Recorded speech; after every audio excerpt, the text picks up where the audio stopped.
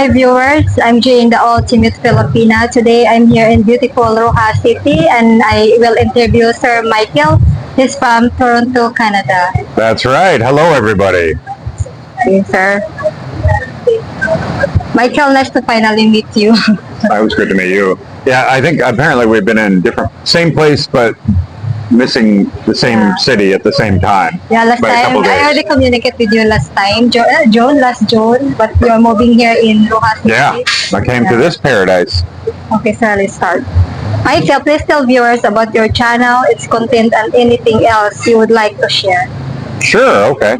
Well, my channel's called That Philippines Life. I've actually been doing vlogging for about 3 years in the Philippines, but this is a new channel. Right now, I started it last December, but I have been doing kind of the same thing for a very long time, and that is traveling to different parts of the Philippines and looking for the things that interest me. It could be properties and stuff like that, because I actually really love the Philippines. I don't plan to spend any other time anywhere else.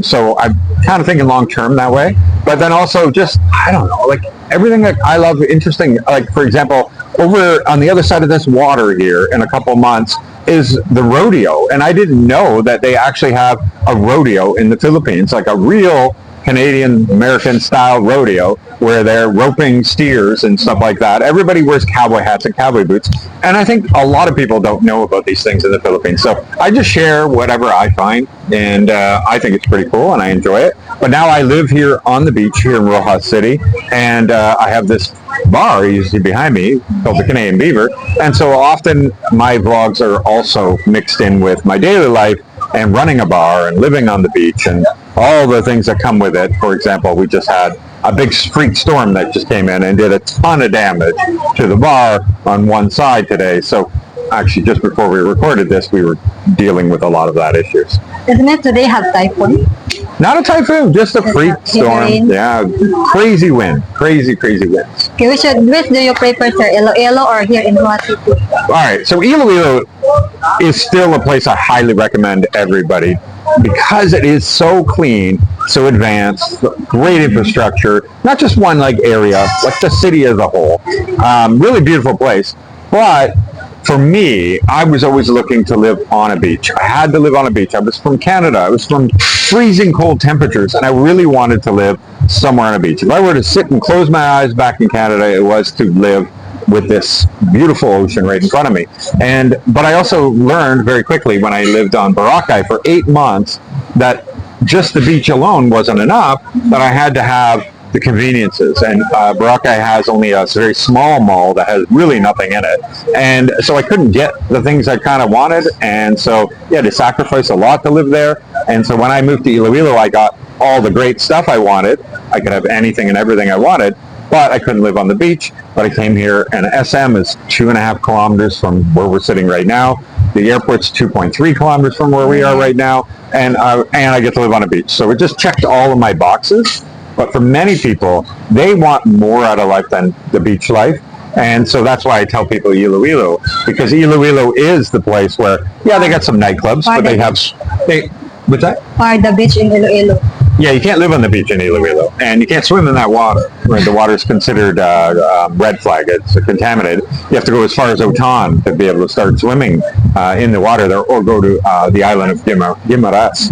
But yeah, I was missing that beach. So for the average person that doesn't, they just want to sit and drink a beer at a beach, there is a couple of restaurants there. That would be fine. They just want to be able to have the larger community and the infrastructure that comes with it. Iloilo is still there, but Roxas is growing pretty fast. I like here, very windy. No need to put aircon because very windy. Oh yeah, it's very cool here with the breeze. Yeah, that's why living on the beach is a big deal. You go a few blocks this way, they don't feel any of that wind. Okay. We are at the Canadian Beaver Bar and Grill in Roxas. What motivates you to start a business, and how difficult is it for a foreigner to start a business in the Philippines? Well, I wasn't necessarily motivated, although I'm sure I thought of it plenty of times. I know I thought of it plenty of times.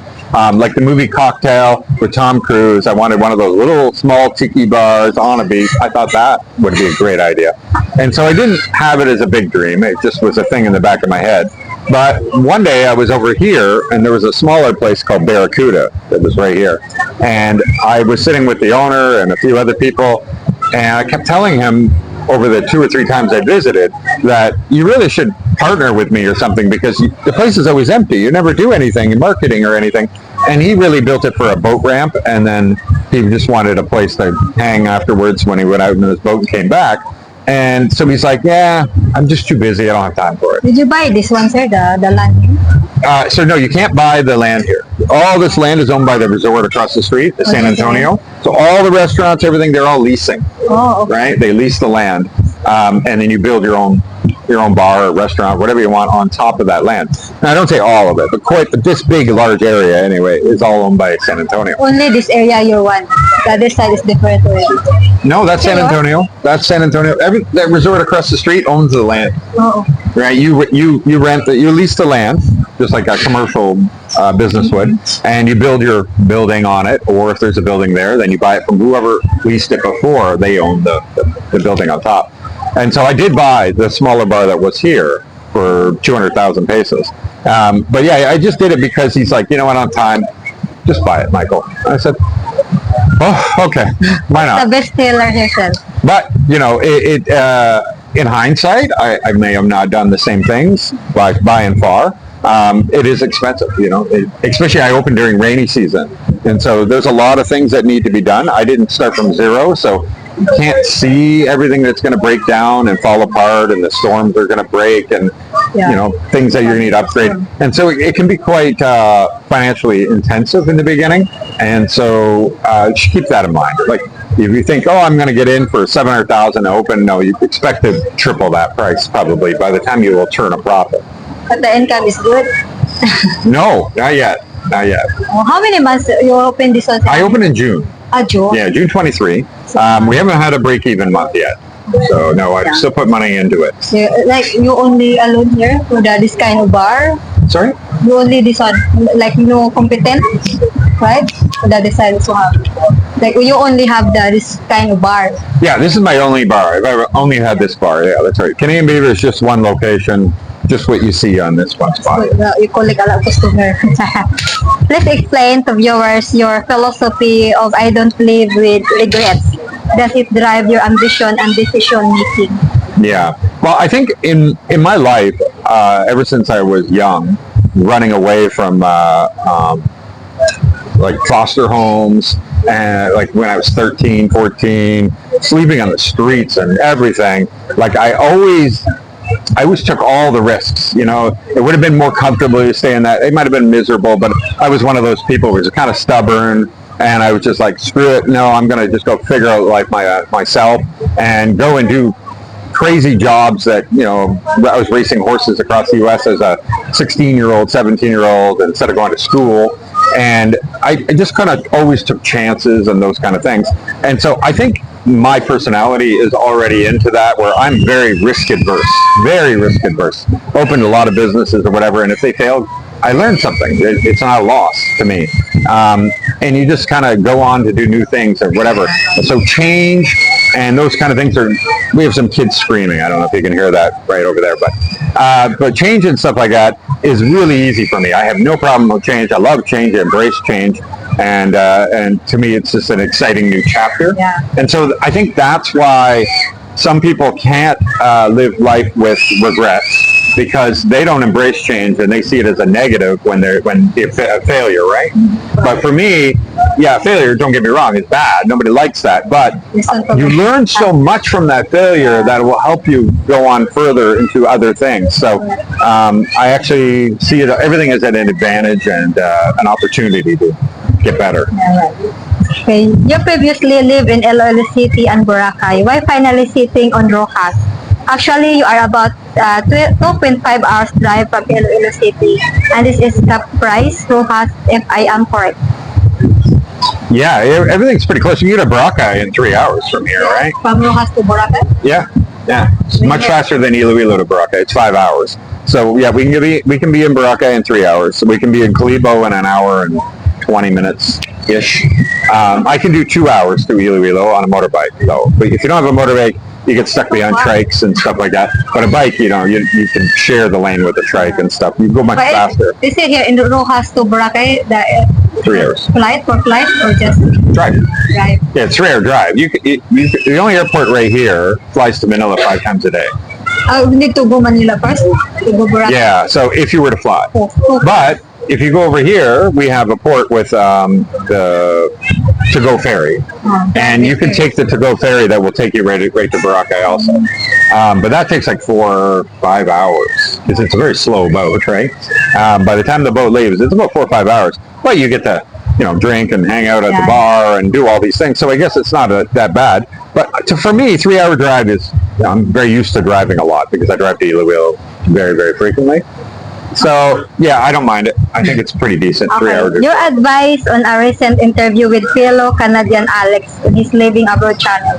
You state if you were seeking a Filipina companion, Yes. you would go where you are a rock star. Can you please explain your rock star theory on meeting Filipina? And why you obviously. think it would be a good way of meeting Filipina? Right, yeah.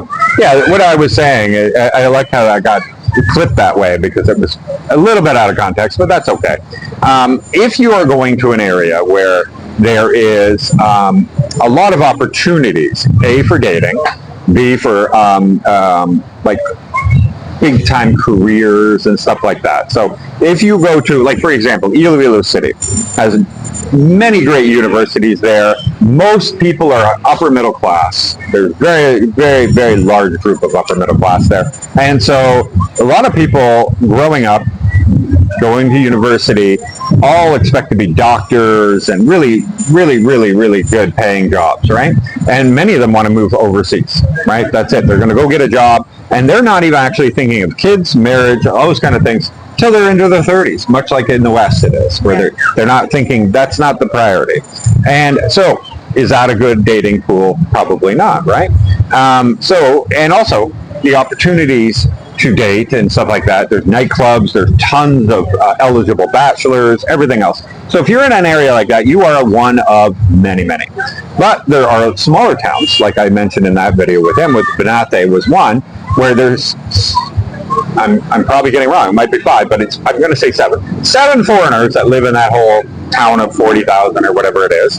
And they walk around there and every girl looks at them and checks them out. They're only an hour from Iloilo City, but anybody who's going to university or anything are going to be in the city. So any of them that are still in that town, they are still on the family goals, finding somebody to take care of them and, wanting to have children, those kind of things. So they are all in this town here, and there's very few opportunities. Most of the men go to the city to work. There's a lot more women to men ratio, and so therefore you're going to be more go where you are a rock star. It just means where you are have the most opportunities. Okay, your channel is quite popular as you start a new from a previous channel. In your opinion, what are the key factors to be a successful blogger, and why do you think your channel keeps growing exponentially?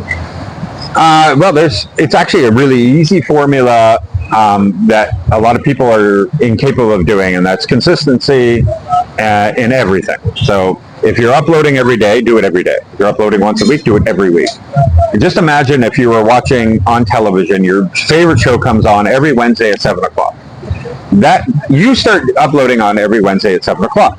Then next Wednesday comes around and your regular viewers tune in and you're not there. You didn't upload. Now they start flicking the channel. So think back in the TV days when you were hooked on Friends, but Friends didn't come on for some reason on Wednesday. And you're clicking, and you found another show like Frasier or whatever, and you get addicted to that show. Then next Wednesday comes, you're now addicted to the other show. And so you start watching the other show. So you can lose your viewers that you get if you miss your dates. It's important to be consistent, right? So I moved from once a day, because that's how I grew my channel. I did not miss a day. I upload every single day. Every time you post a video, I watch them. Very interesting. Thank you. Well, I like to think, like, would I watch this? There's so many videos, clips I take, I never use, because I'm like, who would watch this? Like, that's boring, And not boring your one because you show all the places here in Philippines. Yeah, very interesting. That's why we come here and we want. I only post what I think is interesting, so I'm glad others feel like the same thing. But yeah, consistency was really, really important when you're a YouTube blogger. Do the same. And when you're first starting out, keep in mind, I didn't first start out, right? I had a big channel, started a new channel, and so I don't want anybody to take that as that should be the normal. But there are so many people out there uploading every single day, over 5 million videos a day uploaded to YouTube. And so to stand out, you just have to do what most people won't do, and that is no give up. So if you're going to upload it every day, do it every day, and don't stop. Even if you get no views, if you get no likes, doesn't matter. Just keep doing it, be every day and be consistent, and obviously get better. But also another one that's super popular, or super important, with YouTube, is to stay on the same subject. So don't do a cooking show if you're a travel vlog. Don't do whatever. Just don't change your topics. You have to stay within reason of the same topic, because the people that are tuning into you is what YouTube tests you out on first. So if you have 100 subscribers and somebody has 100,000 subscribers, you have the same chance at having a hit, one that'll go over 100,000. And that is, they're going to send out to 100 subscribers your thumbnail and your video, and how many people click it and how long they watch it determines how many more of your subscribers they're going to give it to. And so that's why you can have 100,000 subscribers but still have a 2,000 view video, because not enough people were interested for them to even show it to your other 98,000 subscribers. YouTube only cares about themselves. They care about people being glued and addicted to their app. They don't care if you are the person or somebody else is the person, so you just need to be that person. So stick to your topics and stick to exactly what your audience wants to see, so that when they click it, they watch enough of it, YouTube says, oh, they're interested, give it to more people, and eventually to people that aren't even subscribed to you. Thank you for that, sir. Now I know. Yeah. Okay, last Everybody question. breaks those rules. Don't break those rules. What is it about the Philippines and that makes you excited to be here and seemingly planting roots here? Why not other Southeast Asia countries? Well, there's a big reason on Southeast Asian, but as a Canadian, I spent most of my time on vacation many times a year. I would go to Costa Rica, Mexico, those kind of places, right? And all the ones in between. And I really enjoyed it, right? I couldn't wait to escape. There, Spanish isn't actually that difficult to learn, especially being in the West. You hear it quite often. And that was my destination. I was going to go there. If I hadn't met my ex-wife, that's where I would be right now. I would have been in Colombia or somewhere, who knows. But I wouldn't have been all the way over here, because this is really far. And there it was a 3-hour flight to be, in Cuba or Costa Rica or wherever I wanted to be. But luckily, I did meet my ex-wife, and it did end up bringing me to this area, because here it is culturally the same, right, as the West. Here you have the same things, you have the same language, and you have what many would perceive as old values, right? In the West, people would say, oh, that's your grandmother's values or whatever. Those are still here and existing. And I was one of those people, and I think many people are, that are still trying to seek out the more traditional values that people have. And I think a lot of the traditional values here is why the Philippines is so damn safe, because people have that, maybe not just a fear of God, but fear of grandma, fear of their aunt or uncle. That's why you can go down to Tondo and go down these alleys, and everybody's so nice and smiling. No one is going to do anything to you because, well, their grandmother's watching, their uncles, and their 12 cousins, and their family. Everybody's always watching you, right? And right, and so even if it's not God, it could be grandma. Somebody is giving you that moral compass, and that thinking that, oh no, if I did that, my whole family would be disgraced. That shame that comes with it all, right? And I think that's very important. We should all feel shame when we do something wrong, and we kind of lost that in the West, where a lot of people don't even care. They don't have shame anymore. So Philippines has something that none of the others. I've been only Cambodia and Vietnam, to be honest, but there the language barrier was just not the same. I missed the Philippines. Cambodia is English speaking? No. It's not? Like Spanish? No. Cambodia is Khmer. Oh. Their own language, yeah. Thank you, sir, for being in my channel. No problem. This is our interview with Michael. His channel is That Philippine Life. That Philippines Life. That Philippines Life. I will put his video description, his channel in my video description. Thank you, everyone. I am Jane, the Ultimate Filipina. Wishing you an ultimate day and ultimate life in the Philippines. Take care. Bye.